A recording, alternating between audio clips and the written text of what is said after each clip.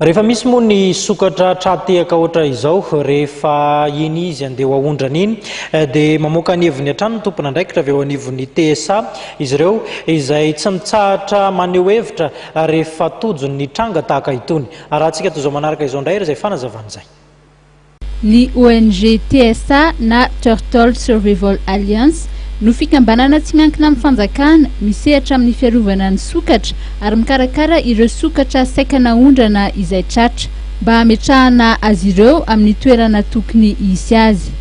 Eo amin'ny TSA zany dia mahazo antso avy amin'ny Direction Générale ny Forêt mba hisahana manokana ny sokatra izay saisie confisqué izany hoe ilaina fikarakarana hiantohana ny fahavelomany dia tsy ny fahavelomany mandritra ny fotoana fohy fotsiny fa ahafahana manerina azy satria ao anatin'ireo sokajy ny biby voary.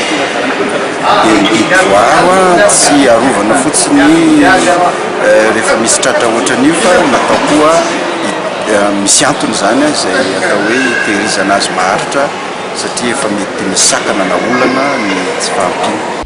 Mitaky fotoana lava vao vita ny fametrahana ny sokatra tratra amin'ny toerana tokony ametrahana azy.